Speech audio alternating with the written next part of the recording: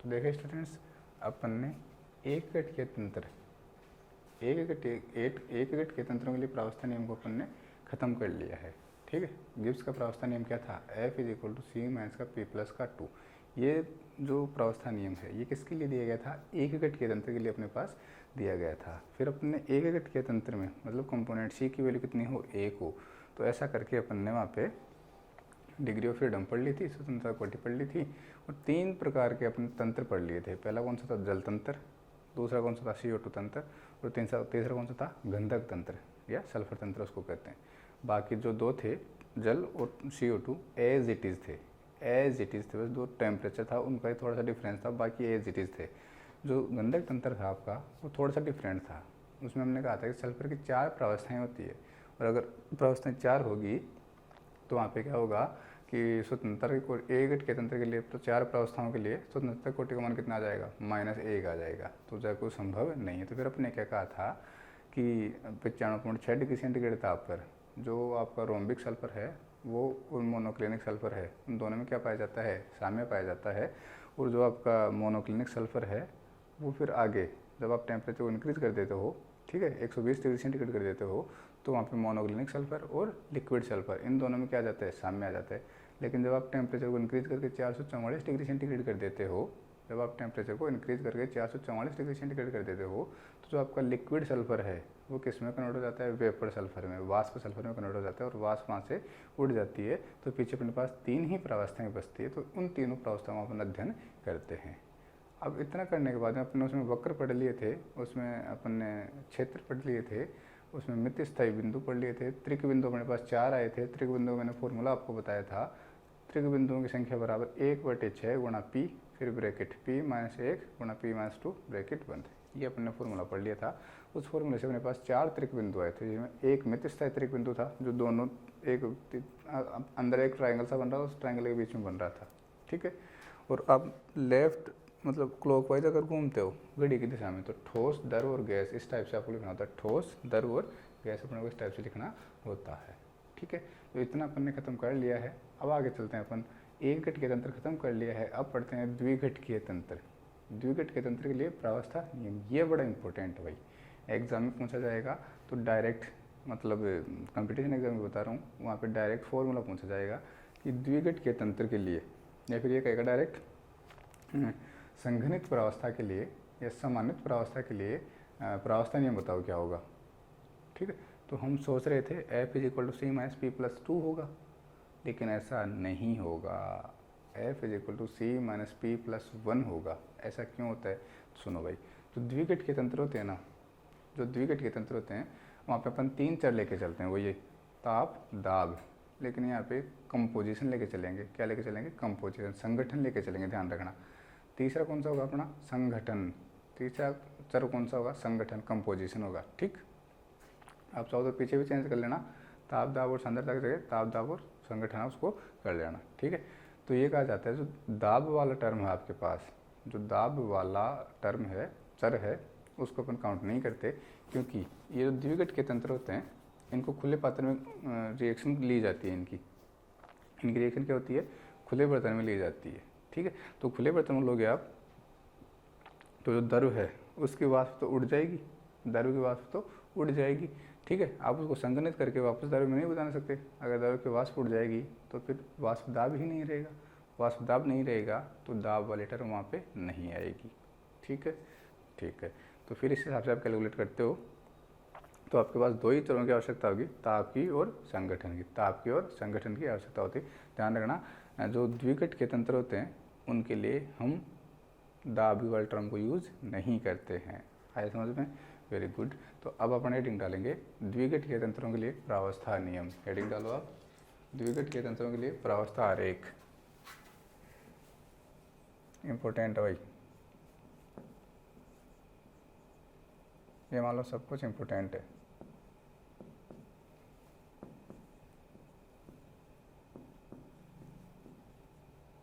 द्विघटकीय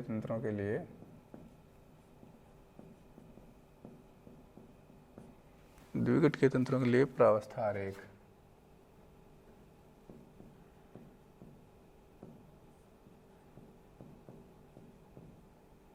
ठीक है।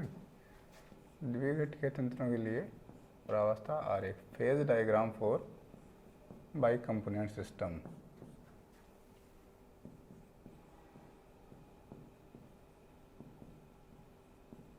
Phase diagram for by component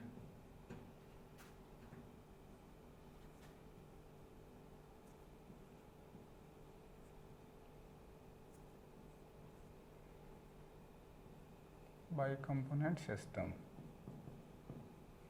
ठीक है, तो पहले इसकी थ्योरी अपन लिख लेते हैं।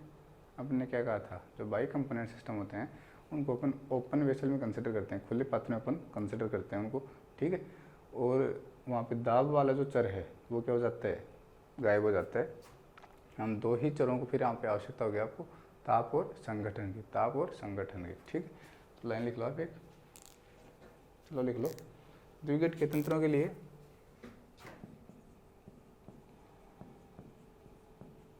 द्विघटीय तंत्रों के लिए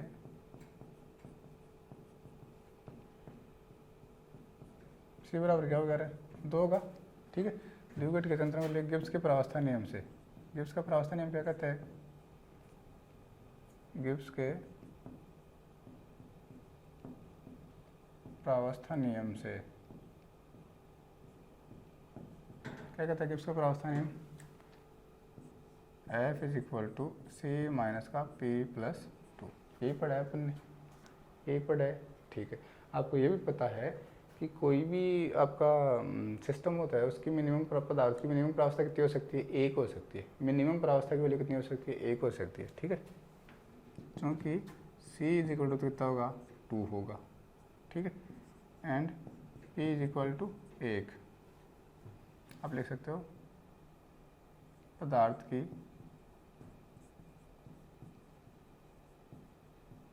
न्यूनतम प्रावस्था, न्यूनतम प्रावस्था कितनी हो सकती है, 1 हो सकती है, इससे कम नहीं हो सकती। तो अपन न्यूनतम वाली कंडीशन ही लेके चल रहे हैं एक बार। ठीक है, तो फॉर्मूला क्या आएगा, F is equal to 2 minus 1 plus का 2। देखो क्या आ जाएगा, या फिर आप ऐसा नहीं भी करो, ऐसा नहीं भी करो तो क्या लिखो, डायरेक्ट कर लो एक बार उसको, एक बार आप क्या करो उसको डायरेक्ट कर लो। ठीक है, अगर ऐसा नहीं करो तो डायरेक्ट कर लो। F is equal to 2 minus का P प्लस का 2, 2 2 जा 4 हो गया। तो F इज इक्वल टू कितना आ गया, 4 माइनस P। आया इसमें इतना? ठीक है, अभी तो इसमें मॉडिफिकेशन होगा। फिलहाल जो जनरल आपको दिया गया है उसके लिए लिख रहे हैं अपन 4 माइनस का P। अब आप चाहो तो लिख दो कि प्रावस्था का मिनिमम मान, न्यूनतम मान कितना हो सकता है, 1 हो सकता है। तो आप लिखोगे P की वैल्यू 1 हो जाएगी, तो 3 नया फॉर्मूला क्या बन जाएगा, तो फॉर्मूला क्या बन जाएगा, F इज इक्वल टू, देखो क्योंकि किसी भी तंत्र के लिए प्रावस्थाओं की न्यूनतम संख्या 1 होती है, क्योंकि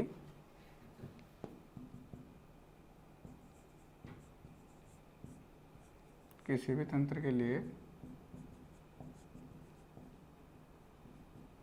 प्रावस्थाओं की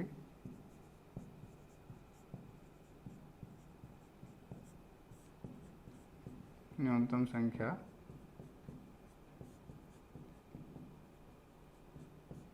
1 होती है। ठीक है, अतः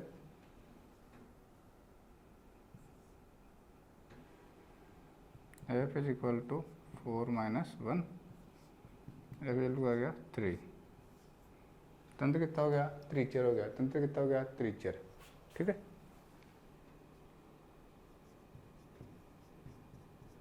अर्थात यह तंत्र त्रिचर है। ठीक है, तो ये त्रिचर में कौन कौन आएंगे, त्रिचर में आपका ताप आएगा, एक दाब आएगा, और एक कौन आएगा, संगठन आएगा। कौन आएगा, संगठन आएगा, कंपोजिशन आएगा, कंपोजिशन। ठीक है, लेकिन अपने तो कागज़ पे बोर्ड पे बना रहे हैं, कागज़ पे बना रहे हैं, अपन तो कॉपी में बना रहे हैं। ठीक है, तो या तो बोर्ड पे बनाओ या कागज़ पे बनाओ, ये तो आपके 2D प्लेन होते हैं। क्या होते हैं? 2D प्लेन होते हैं। अगर आपके स्पेस में बनाओ, यहाँ पे हवा में बनाओ, अरमानों में बनाओ, उसको क्या बोलते हो आप? 3D बोलते हो। ठीक है, उसको क्या बोलते हो? 3D बोलते हो। अपन इसको कागज़ पे पढ़ रहे हैं, तो कागज़ पे पढ़ने के लिए कागज़ पे 2D होता है। जो भी आप डायग्राम बना रहे हो वो क्या होता है? 2D होता है। उसमें 2 ही डायमेंशन आप दिखा सकते हो, उसमें 2 ही दिशाएं आप दिखा सकते हो। और आपके पास 3 चरारे हैं, तो 3 चरों को हम एक साथ नहीं दिखा सकते, एक साथ नहीं दिखा सकते। सही है क्या? अरे पीछे अपने पढ़ा था ना एक गठकीय तंत्रों के लिए प्रावस्था नियम, तो वहाँ पे आपके पास एफ का मान कितना आया था? 2 आया था। जब मिनिमम कंडीशन मानी थी अपन ने कि जब प्रावस्था 1 भी होगी, गठकीय तंत्र 1 होगा और प्रावस्था 1 होगी, तो आपके पास स्वतंत्रता कोटि का मान कितना आएगा? 2 आएगा। ठीक है, तो अपन वहाँ पे कह सकते थे आराम से द्विचर होगा, तो द्विचर को आराम से अपन कागज़ के तल पे बना सकते थे। लेकिन यहाँ पे घटक का मान कितना है? 2। द्विघट के तंत्र पढ़ रहे हैं और प्रावस्था का न्यूनतम मान कितना हो सकता है? 1। मतलब जो सबसे लोवेस्ट कंडीशन है, इससे छोटी कंडीशन नहीं बन सकती, वो कंडीशन जब अपन लेके चल रहे हैं, ठीक है, सबसे मिनिमम कंडीशन जब हम लेके चल रहे हैं, तो हमारे पास एफ का मान कितना आ रहा है? 3 आ रहा है। मतलब उस तंत्र की व्याख्या करने के लिए आपको तीनों चरों की आवश्यकता होगी। क्या होगी? तीनों चरों की आवश्यकता होगी। और आपको पता है कि 2D में कागज़ के तल पर या बोर्ड पर हम तीनों चरों को एक साथ प्रदर्शित नहीं कर सकते, तीनों चरों को एक साथ प्रदर्शित नहीं कर सकते। तो हम क्या कहते हैं कि जो ऐसे सिस्टम होते हैं ना, अब तीनों को एक साथ प्रदर्शित नहीं कर सकते, तो 2 को ही करना पड़ेगा। तो यहाँ से एक को अपने को हटाना पड़ेगा, एक चर को हटाना पड़ेगा। तो उसके लिए क्या करना पड़ेगा? अपने को जो बर्तन है उसको खुला रखना पड़ेगा। खुला रखोगे तो वहाँ से जो भाप है वो उड़ जाएगी, और भाप उड़ जाएगी तो द्रव का दाब नहीं रहेगा, मतलब वाष्प का दाब नहीं रहेगा, वाष्प का दाब नहीं रहेगा, तो आपका काम हो जाएगा। यहाँ से प्रेशर वाले जो चर है, प्रेशर का जो चर है वो गायब हो जाएगा। ठीक है, तो अब यहाँ से एक थ्योरी लिख लो, थोड़ी सी 1-2 लाइन लिखो। अर्थात एक प्रावस्था युक्त द्विघट के तंत्र की व्याख्या करने के लिए,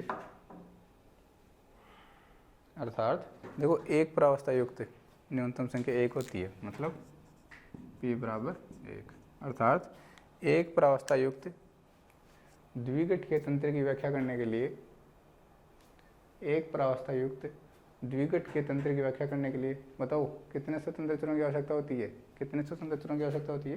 3। ठीक है, अर्थात एक प्रावस्था युक्त द्विघट के तंत्रों की व्याख्या करने के लिए 3 स्वतंत्र चरों की आवश्यकता होती है।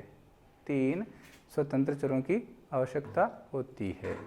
3 स्वतंत्र चर लिखा है ना, फिर ब्रैकेट में ले लेना, ताप, दाब व संगठन। संगठन को सी, कंपोजिशन वही बात है ना, ताप, दाब व संगठन। सी फॉर कंपोजिशन। तो ताप, दाब व संगठन, 3 चरों की आवश्यकता होती है, ताप, दाब व संगठन, जिन्हें दर्शाने के लिए क्या करना पड़ेगा? 3 अक्षों को प्रदर्शित करना पड़ेगा। जिन्हें दर्शाने के लिए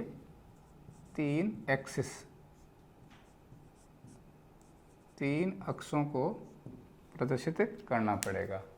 ठीक है, इतना लिख लिया। फिर हम क्या कहते हैं बोलो? हम ये कहते हैं कि जो कागज़ होता है वो तो 2D होता है, या जो बोर्ड है वो तो क्या है? 2D है। इसमें 2 एक्स प्रदर्शित कर सकते हैं अपन, उसमें तो 2 ही एक्स प्रदर्शित कर सकते हैं, एक तो ये वाली और एक ये वाली। ये 2 तो एक्सिस हो गई, ये तो सामने वाली तो काल्पनिक है, इसको कैसे प्रदर्शित करोगे? 3 एक्सिस होती है, देखो 1, 2 और तीसरी। अगर आप इसको उठा के यहाँ ले आओ, स्पेस में ले आओ, तो आराम से इसको 3D में रिप्रेजेंट कर सकते हो।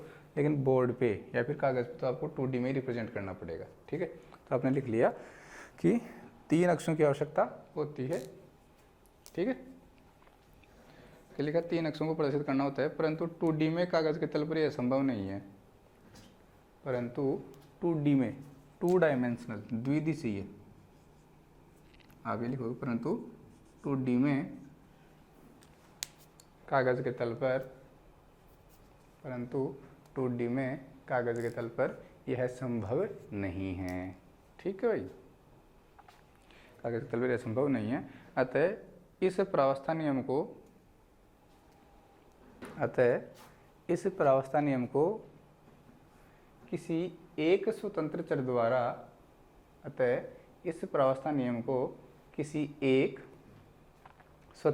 द्वारा, किसी एक स्वतंत्र चर द्वारा नियंत्रित करना पड़ता है, किसी एक स्वतंत्र चर द्वारा नियंत्रित करना पड़ता है। ठीक है, इस प्रकार प्राप्त प्रावस्था नियम को, इस प्रकार प्राप्त प्रावस्था नियम को, इस प्रकार प्राप्त प्रावस्था नियम को नियंत्रित प्रावस्था नियम, इंपॉर्टेंट है भाई, ध्यान रखना, नियंत्रित प्रावस्था नियम या सम्मानित प्रावस्था नियम या संघनित प्रावस्था नियम। हमने क्या कहा कि 2D में तो अपने पास दो ही अक्षों को रिप्रेजेंट कर सकते हैं, 2D में संभव नहीं है, तो इसके लिए हमें क्या करना पड़ेगा, एक चर को नियंत्रित करना पड़ेगा। ठीक है, ठीक है, एक चर को नियंत्रित करना पड़ेगा। अतः इस नियम को क्या कहते हो, नियंत्रित प्रावस्था नियम, नियंत्रित प्रावस्था नियम या सम्मानित प्रावस्था नियम या फिर संघनित प्रावस्था नियम भी कहते हैं, लिख लो। अतः इसे इस प्रकार प्राप्त प्रावस्था नियम को नियंत्रित प्रावस्था नियम या सम्मानित प्रावस्था नियम या संघनित प्रावस्था नियम कहते हैं। अर्थात f is equal to C minus P plus 2 तो आपके पास था, ठीक है, और हमने क्या किया, इसमें से एक चर को यहाँ से हटा दिया, तो क्या आएगा, f is equal to C minus P plus 1 आ जाएगा। ध्यान रखना, वेरी वेरी वेरी इंपॉर्टेंट है भाई।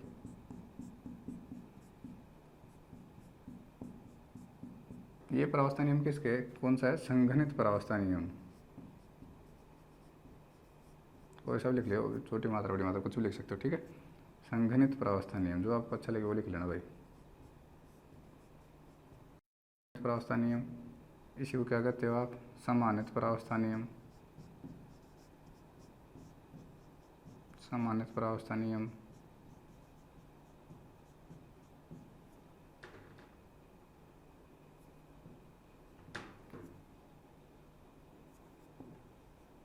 ठीक है, और इसको क्या कहते हैं, नियंत्रित प्रावस्था नियम। ये ध्यान रखना आप, एक बार एमएससी एंट्रेंस के एग्जाम में पूछा गया है, क्या पूछा गया है, क्वेश्चन ये पूछा गया है कि संघनित प्रावस्था नियम बताओ कौन सा है, निम्न में से संघनित प्रावस्था नियम कौन सा है। पहला ऑप्शन था f is equal to C minus P plus 2, पहला ऑप्शन ही था। अब क्या करते हैं लोग क्या करते हैं, लोग ये करते हैं कि उनको तो एक ही फॉर्मूला याद रहता है, f is equal to C minus P plus 2, तुरंत प्रभाव से चिपका के आ जाते हैं। पहला ऑप्शन ही, आगे देखते ही नहीं है, पहला ऑप्शन देखा चिपका के आ गए। बाहर आके देखा, लोगों से बातें सुनी तो पता लगा, अरे ये तो हमने पढ़ा ही नहीं था, पढ़ा था तो अपने दिमाग से क्या हो गया था, स्लीप हो गया था। तो आपको ध्यान रखना है, हम देखो एक परिस्थिति को नियंत्रित कर दिया, एक चर को हटा दिया, कौन से चर को, आपको कौन से चर को हटाएंगे, मैंने पहले आपको बता दिया, दाब वाले चर को हटाएंगे, तो अब उसको आगे लिखेंगे अपन। तो ये फॉर्मूला नहीं बन गया, f is equal to C minus P plus 1।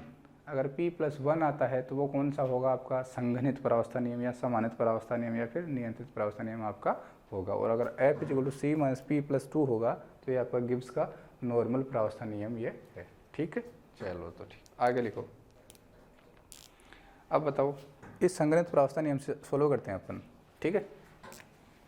तो आप क्या लिखोगे, द्विघट के तंत्रों के लिए, इसको भी अप्लाई करके देख लेते हैं एक बार, ठीक है। द्विघट के तंत्रों के लिए क्या होगा, c बराबर 2 होगा। तो आपने फॉर्मूला रखा f is equal to 2 minus P plus A. Formula क्या गया, f is equal to 3 minus P, f is equal to क्या गया, 3 माइनस ए पी। अब डायरेक्ट आप इस फॉर्मूले से फॉलो करोगे भाई, ध्यान रखना। अब अपने को पता है, जब भी अपने जितना भी द्विघट के तंत्र पढ़ेंगे उन सब में डिग्री ऑफ फ्रीडम का फॉर्मूला कौन सा पढ़ोगे आप, ये वाला। द्विघट के तंत्रों के लिए फॉर्मूला कौन सा हो जाता है, ये वाला हो जाता है, ठीक है। कौन सा हो जाता है, ये वाला हो जाता है, f is equal to 3 minus P हो जाता है। डायरेक्ट है, कंपोनेंट का मान 2 होगा। द्विघट के तंत्रों के लिए हमेशा फॉर्मूला यही लगेगा, क्योंकि जब जैसे ही 2 का ठगाएंगे तो वहाँ पे डिग्री ऑफ फ्रीडम कितनी आ जाएगी, 3 आ जाएगी, और जो कि संभव नहीं है, तो हमने को एक चर को वहाँ से हटाना पड़ेगा, तो तंत्र कैसा होगा, द्विचर हो जाएगा। तो एफ का मान, तो अपन क्या करते हैं वहाँ पे, अपन यह करते हैं कि उसको एक हटा देते हैं वहाँ से, तो नया आपके पास नियम बन जाता है ये वाला। ठीक है भाई। तो अपन क्या पढ़ रहे हैं, द्विघट के तंत्रों के लिए जब आपने देखा तो सी की वैल्यू 2 होती है, तो नया फॉर्मूला क्या बन गया 3 - p। अब हम क्या कहते हैं कि प्रावस्था का न्यूनतम मान कितना होता है, 1 होता है। प्रावस्था का न्यूनतम मान कितना होता है, 1 होता है। तो एफ का मान कितना हो जाएगा, 2। अब बताओ तंत्र कैसा हो जाएगा, द्विचर हो जाएगा। तंत्र कैसा हो जाएगा, द्विचर हो जाएगा। वही अपने को चाहिए थे, 2 ही तो चर चाहिए थे रिप्रेजेंट करने के लिए 2D में। 3D की बात नहीं कर रहे, 2D की बात करें तो 2D में रिप्रेजेंट करने के लिए 2 चर चाहिए थे, वो आ जाएंगे। ठीक है, तो जितना फॉर्मूला यूज करोगे, अरे ये कर लो, चाहिए तो लंबा हो जाएगा, चाहिए सीधा शॉर्ट कर सकते हो भाई। कंपोनेंट तो आपको पता है हमेशा 2 ही होंगे द्विघट के तंत्र में। ठीक है, तो केवल प्रावस्था देखो और मान रखो और निकाल दो। ठीक है, चलो देखो द्विघट के तंत्रों में आगे लिखना आप, द्विघट के तंत्रों में सामान्यतः जिस चर को स्थिर किया जाता है, द्विघट के तंत्रों में सामान्यतः जिस चर को स्थिर किया जाता है, कौन सा है वो, कौन सा है वो, दाब। ठीक है, द्विघट के तंत्रों में सामान्यतः जिस चर को स्थिर किया जाता है वह चर दाब है, वह चर दाब है। क्योंकि इन तंत्रों का अध्ययन सामान्यतः, क्योंकि इन तंत्रों का अध्ययन सामान्यतः खुले पात्रों में, क्योंकि इन तंत्रों का अध्ययन सामान्यतः खुले पात्रों में, अंडरलाइन करना है इस बात को, क्योंकि इन तंत्रों का अध्ययन सामान्यतः खुले पात्रों में 1 ATM दाब पर किया जाता है, 1 ATM दाब पर किया जाता है। ठीक है, आगे लिखना, इस स्थिति में तंत्र की वाष्प प्रावस्था को नगण्य मानकर, इस स्थिति में तंत्र की वाष्प प्रावस्था को नगण्य मानकर, वाष्प प्रावस्था को नगण्य मानकर, पीछे कौन सी 2 बची, एक द्रव और ठोस, ये दोनों संघनित प्रावस्था है। क्या कैसी है, संघनित प्रावस्था, कंडेंस्ड फेज है। ठीक है, तो आपने क्या लिखा, इस स्थिति में तंत्र की वाष्प प्रावस्था को नगण्य मानकर केवल संघनित प्रावस्थाओं, केवल संघनित प्रावस्थाओं, ब्रैकेट में क्या लिखोगे, द्रव व ठोस, वाष्प प्रावस्था को नगण्य मानकर केवल संघनित प्रावस्थाओं, द्रव व ठोस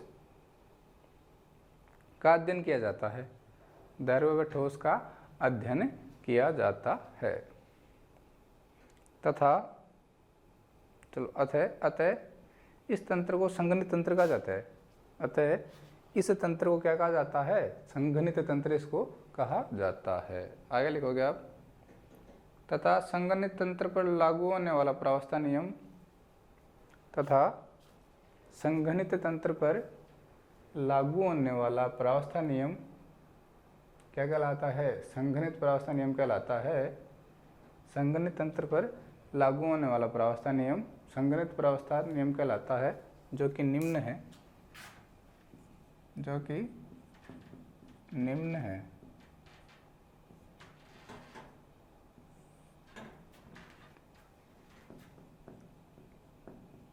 ये लिख लो भाई, दोबारा से लिख लो, संघनित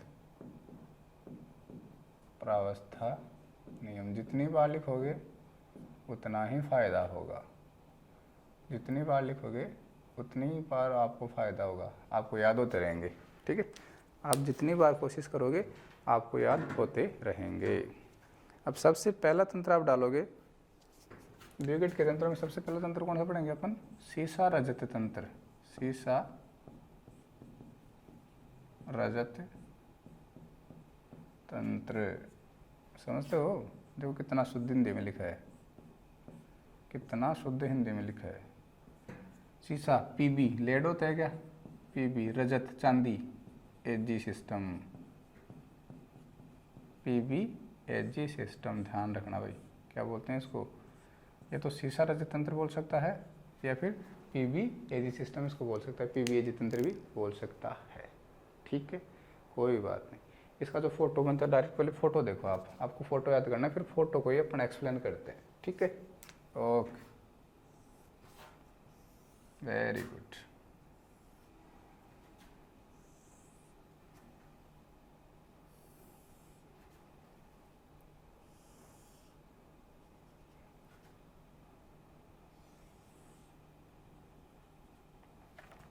ठीक भाई। यहाँ तो द्रव अवस्था मिलेगी आपको और जो द्रव अवस्था मिलेगी वो Pb प्लस Ag दोनों का मिलेगा। यहाँ पे आपका ठोस Pb मिलेगा आपको और प्लस विलयन मिलेगा किसका, PbAg का विलयन। ये दोनों किस में रहेगी, साम्य में रहेंगे। इधर क्या मिलेगा आपको, ठोस Ag आपको मिलेगा और प्लस विलयन रहेगा किसका, PbAg का विलयन। ये दोनों क्या रहेंगे, साम्य में रहेंगे। ये जो पॉइंट होता है इसको यूटेक्टिक पॉइंट बोलते हैं। क्या बोलते हैं, यूटेक्टिक पॉइंट इसको बोला जाता है। अब देखो यहाँ पे फॉर्मूला आपके पास क्या था, F = 3 - P था। यहाँ पे कितनी प्रावस्थाएं हैं, कितनी प्रावस्थाएं, एक ही प्रावस्था है क्या, अरे दोनों द्रव हैं और द्रवों को दोनों को मिला दिया तो एक ही प्रावस्था मिल रही, द्रव प्रावस्था ही, ठीक है। तो यहाँ क्या होगा, यहाँ P = कितना होगा, 1 होगा, तो F = कितना आ जाएगा, 2। करंट क्या कह सकते हो, जो द्रव प्रावस्था इसका नामकरण कर लो A O B C D, ठीक है। इसको E कर देना, कोई बात करना चाहो तो कोई दिक्कत नहीं है मेरे को तो, ठीक है, ठीक है, ओके। देखो तो मैंने क्या कहा, हाँ ये जो अवस्था है यहाँ तंत्र कैसा है, द्विचर। क्या कह सकते हो, यहाँ तंत्र कैसा है, द्विचर। यहाँ देखो, यहाँ देखो रे, F = कितना आएगा बोलो, यहाँ पहले P बताओ, P = कितना आएगा, 1 1 आएगा क्या, सॉरी P = 2 आएगा क्या, P = कितना आएगा, 2। क्यों, क्योंकि एक तो आपका पूरा ठोस है और एक द्रव है जिसमें ये दोनों मिले हुए हैं। Pb और Ag का विलयन है एक तो, और एक है ठोस है। तो बताओ यहाँ पे P की वैल्यू कितनी आ जाएगी, 2 आ जाएगी। P की वैल्यू कितनी आ जाएगी, 2 आ जाएगी। तो F की वैल्यू कितनी आ जाएगी, 3 - 2, F = क्या आ गया, 1 आ गया। तो बताओ तंत्र कौन सा हो गया, जो आपका वक्र है, जो क्षेत्र है BOC, जो वक्र BOC क्षेत्र है उसमें बताओ तंत्र कैसा है, एक चर है, ठीक है। ऐसे आप यहाँ लिख सकते हो, यहाँ भी P = 2 होगा, P = 2 होगा, तो F = कितना आएगा, 1 आपके पास आएगा। तो आप कह सकते हो यहाँ भी तंत्र कैसा है, कैसा है, एक चर है। यहाँ क्या कहोगे आप, क्या कहोगे यहाँ पे कि इस जो वक्र है ना OB, यहाँ पे द्रव और ठोस दोनों, ठोस Ag और द्रव जिसमें दोनों का विलयन है वो किस में रहते हैं, साम्य में रहते हैं। यहाँ क्या कहोगे, ठोस Pb और PbAg का द्रव जो है वो किस में रहते हैं, साम्य में रहते हैं। अब इनके आप बॉइलिंग पॉइंट कैलकुलेट कर लो। यहाँ तो आपका शुद्ध द्रव है, सॉरी शुद्ध ठोस है, प्योर सॉलिड है B में। इधर तो आप लोगों को टेम्परेचर देखो भाई, ये भी देख लो ग्राफ किस किस बना रहे हैं। इधर y एक्सिस पे तो लोगे टेम्परेचर और इधर आपको लेना कंपोजिशन, कंपोजिशन संगठन। इधर क्या लेना आपको, संगठन आपको लेना है भाई, ध्यान रखना, ठीक है भाई। यहाँ पे 100% कौन है, 100% Pb है क्या, और यहाँ पे कौन है, 100% Ag है। 100% कौन है इधर, Ag है। ये Ag कब आती है, तो ठोस Ag। तो यहाँ पे इस एक्सिस पे 100% Ag है और यहाँ पे इस एक्सिस पे 100% क्या है, Pb है। तो यहाँ पे 0% क्या होगा, 0% Ag होगा क्या, और यहाँ पे 0% क्या होगा, Pb होगा। अब बीच में बात करते हैं कि किसका कंपोजिशन क्या होगा, इस पॉइंट पे, इस पॉइंट पे किसका कंपोजिशन क्या होगा, किसका कंपोजिशन क्या होगा, ठीक है। देखो तो वो भी मैं लिख देता हूँ,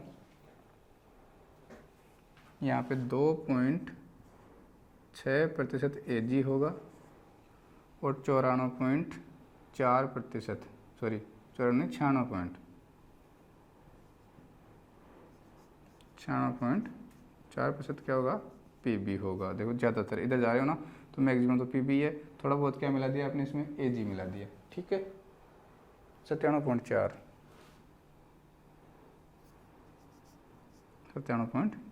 Pb होगा। अब टेम्परेचर भी नोट कर लेते हैं अपन।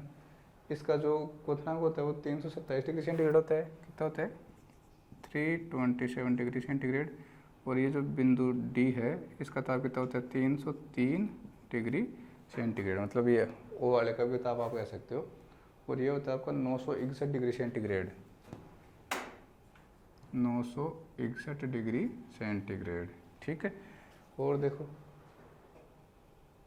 अब ठोस पीबी प्लस यूटेक्टिक, ये क्षेत्र है, ये क्या है ठोस PB plus eutectic.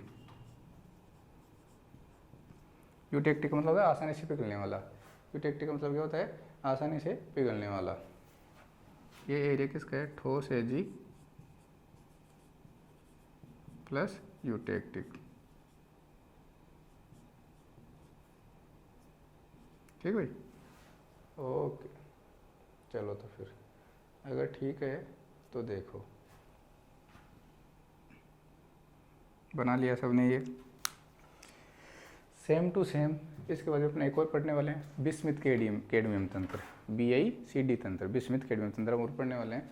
As it is photo बनेगी, एज इट इज़, बस ये टेम्परेचर अलग आएंगे, ये टेम्परेचर अलग आएंगे, और यहाँ पे जहाँ पे ठोस AgPV लिखा है वहाँ पे बिस्मिथ कैडमियम लिखना, और कुछ भी नहीं है। फिर जैसे इसकी एक्सप्लेनेशन होगी वैसे ही उसकी एक्सप्लेनेशन होगी।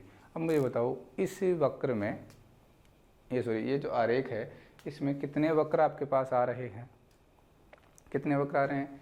एक तो वक्र OA आ रहा है, एक वक्र क्या आ रहा है OB आ रहा है, ठीक है, वेरी गुड।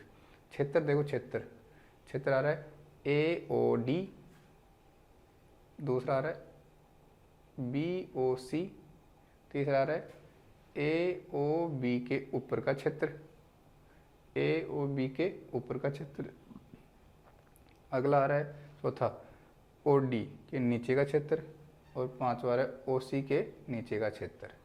ये 5 अपने पास क्षेत्र आएंगे। यहाँ पे यूटेक्टिक बिंदु होता है ये वाला, यूटेक्टिक बिंदु होता है ये वाला, ठीक है।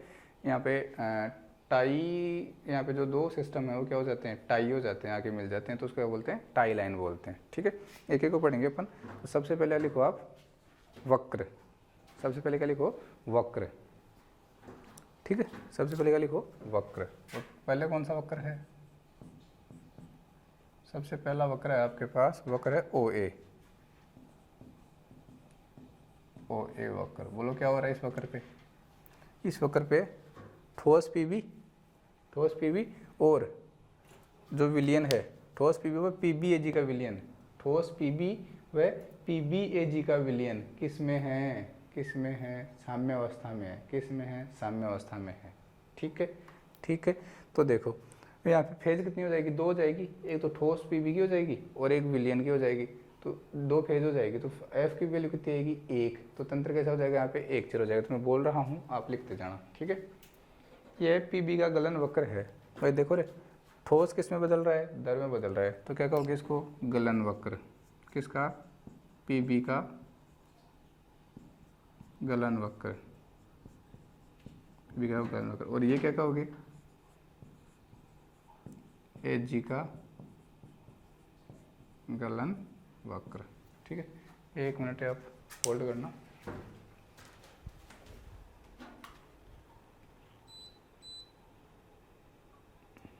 ठीक है भाई,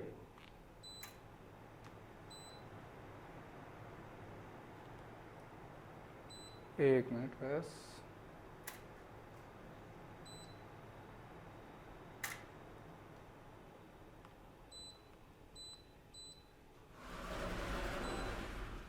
ठीक है भाई,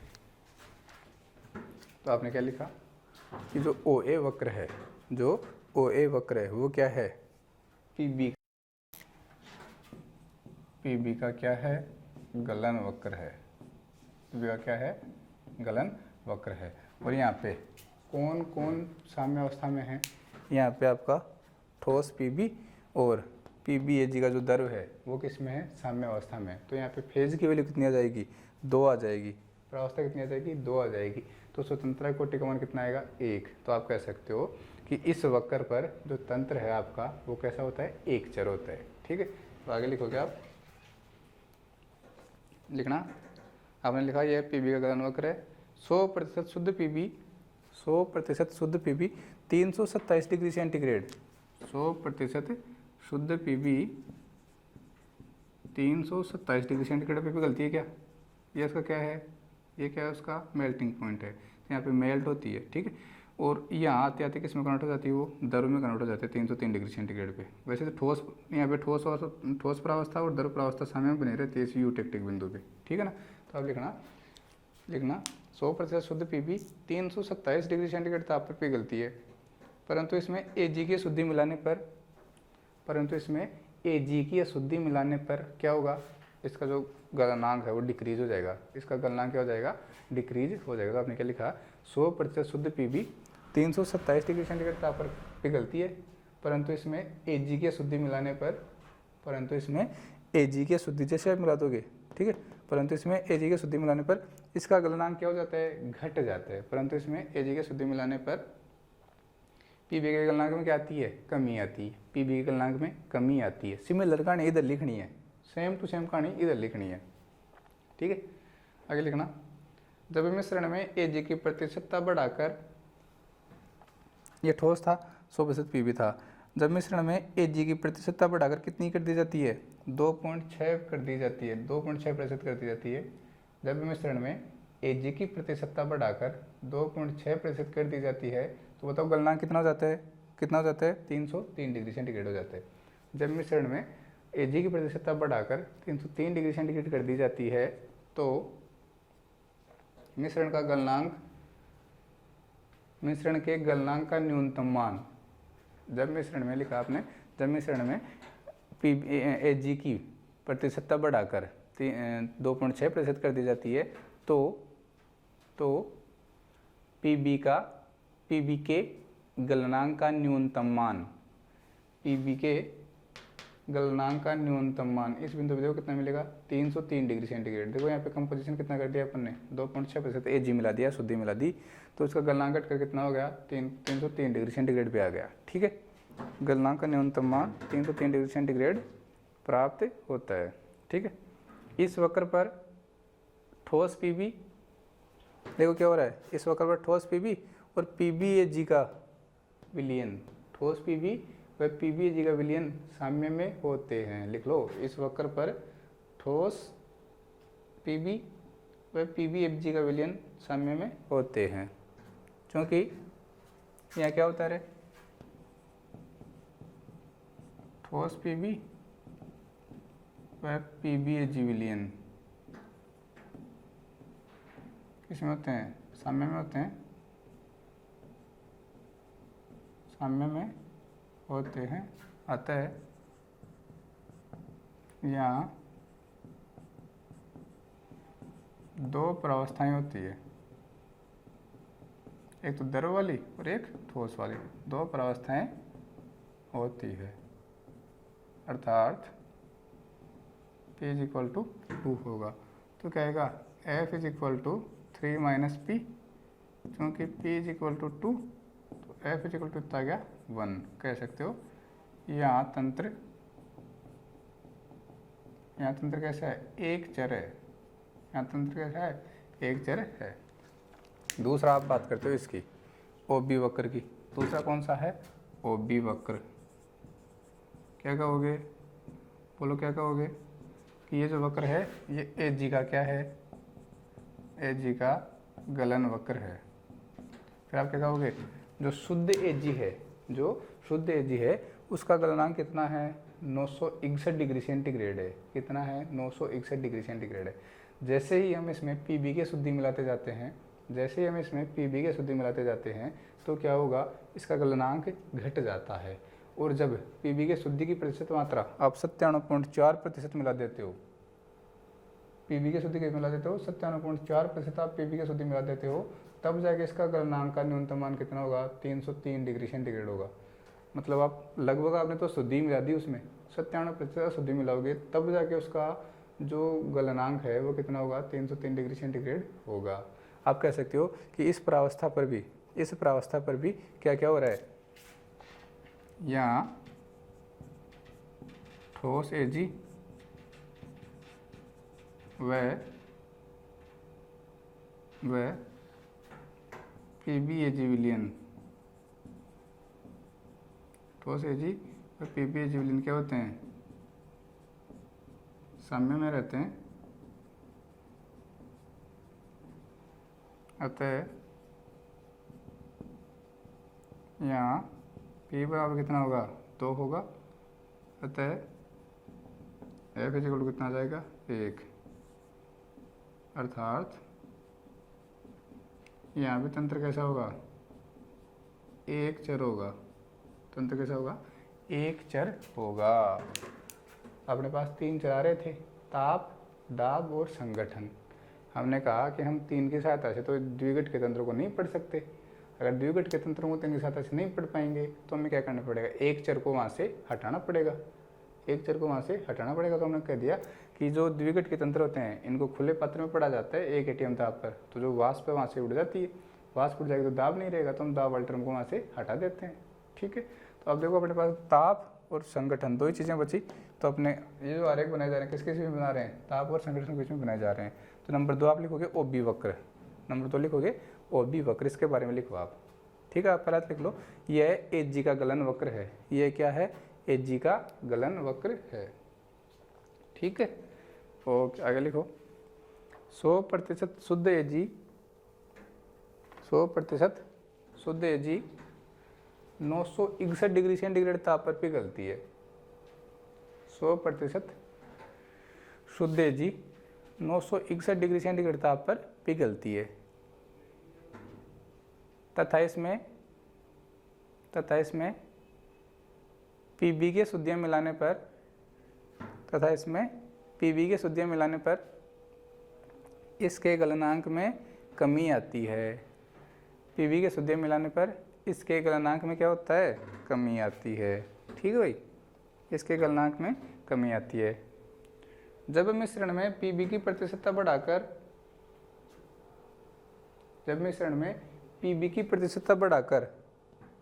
97.4% कर दी जाती है, जब मिश्रण में पीबी की प्रतिशतता बढ़ाकर 97.4% कर दी जाती है, तब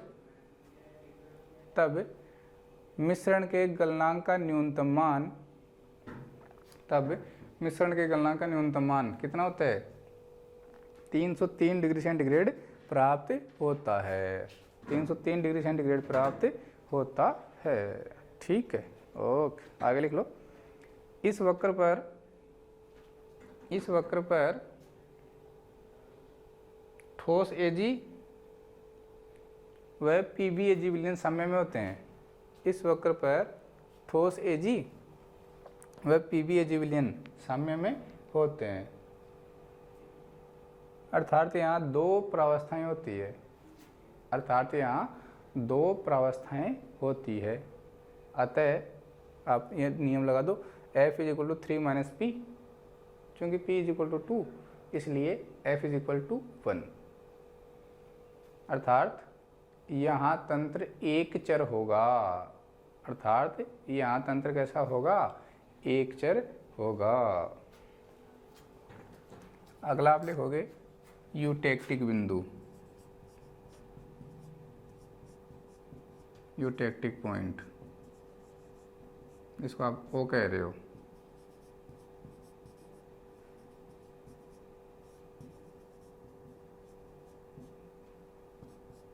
ये रहा, ये आपका क्या है,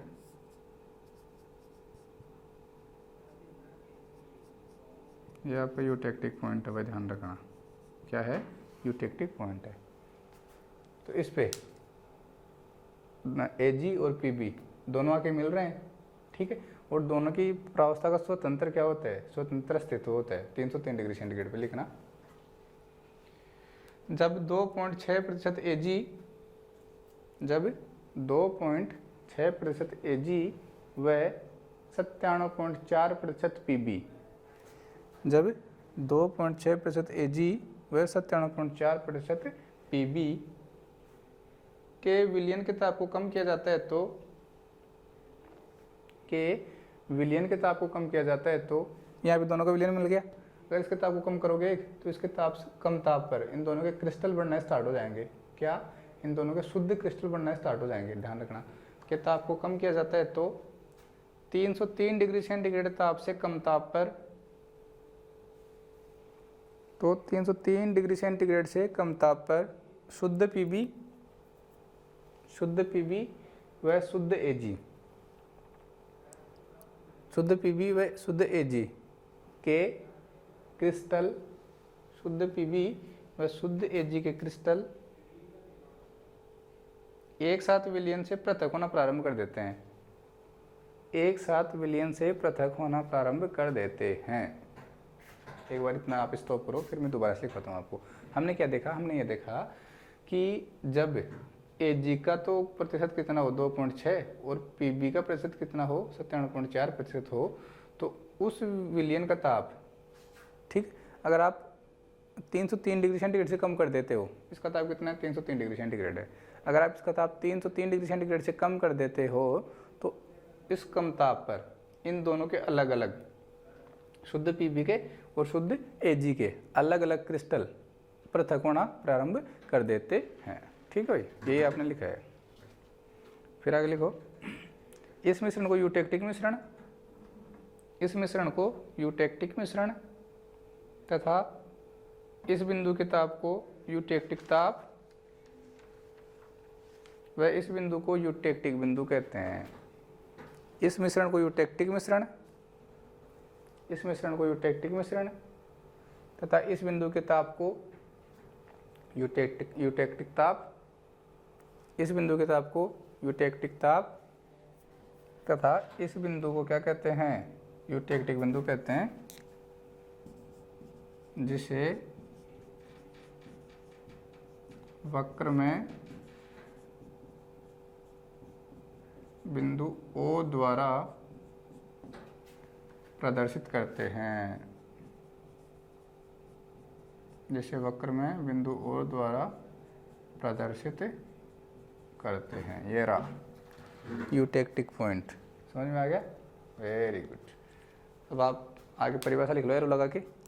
यूटेक्टिक ताप की परिभाषा लिख लेते हैं कि ऐसा न्यूनतम ताप जिस ताप पर या उससे थोड़े से कम ताप पर जो दोनों ठोस हैं, ठीक है, उनके शुद्ध क्रिस्टल आपको मिल जाएं। ठीक है, लिखो, वह न्यूनतम ताप जिस पर,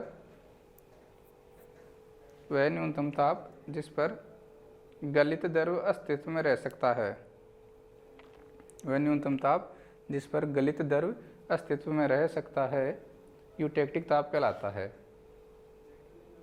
यूटेक्टिक ताप कहलाता है, यूटेक्टिक ताप कहलाता है। देखो यहाँ से तो पीबी पिघल के यहाँ आ गया, यहाँ से एजी पिघल के यहाँ आ गया, और दोनों का जो पिघली हुई अवस्था है वो कहाँ पे अस्तित्व में है, दोनों की स्थिति अलग है, इसकी अलग अवस्था है, इसकी अलग अवस्था है। ठीक है, तो लिखो पीबी एजी के लिए इस ताप का मान, पीबी एजी के लिए इस ताप का मान कितना है 303 डिग्री सेंटीग्रेड।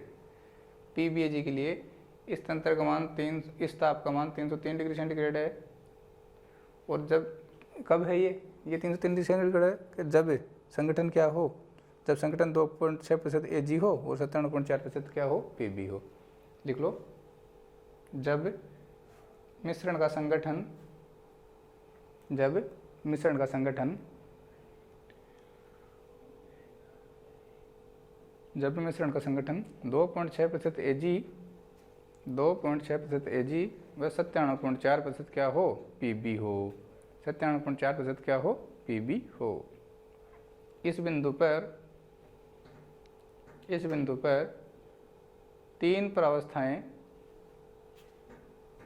इस बिंदु पर तीन प्रावस्थाएं कौन कौन सी, एक तो ठोस पीबी,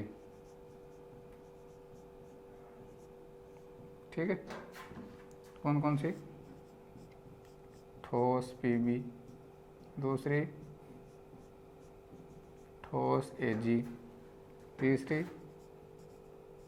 पीबी एजी विलयन। ठीक है, तीन प्रावस्थाएं साम्य में रहती है।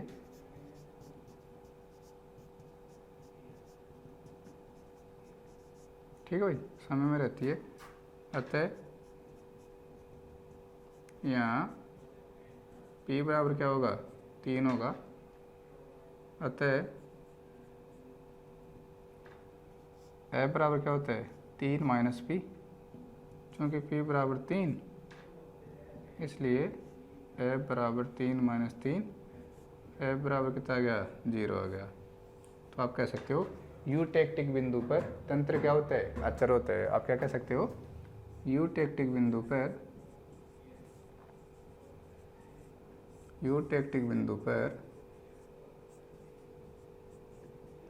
तंत्र कैसा होता है, अचर होता है।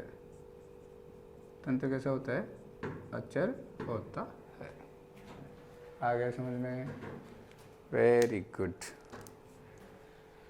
तो आप अब लिखो क्षेत्र। अपन ने वक्र पढ़ लिए, अब क्या पढ़ने वाले हैं अपन, क्षेत्र पढ़ने वाले हैं। क्या पढ़ने वाले हैं, क्षेत्र पढ़ने वाले हैं, ध्यान रखना। वक्र अपन ने पढ़ लिए हैं। क्षेत्र मैंने आपको कितने गिनाए थे, 1 2 3 4 5 क्षेत्र आपको गिनाए थे मैंने। कौन कौन से, पहला क्षेत्र कौन सा है, AOD क्षेत्र। दूसरा कौन सा है, BOC क्षेत्र। तीसरा AOB के ऊपर का क्षेत्र। चौथा OD के नीचे का क्षेत्र। पांचवा OC के नीचे का क्षेत्र। तो सबसे आप पहले आप क्या पढ़ोगे, क्षेत्र पढ़ने वाले हो। क्षेत्र, पहला क्षेत्र कौन सा है,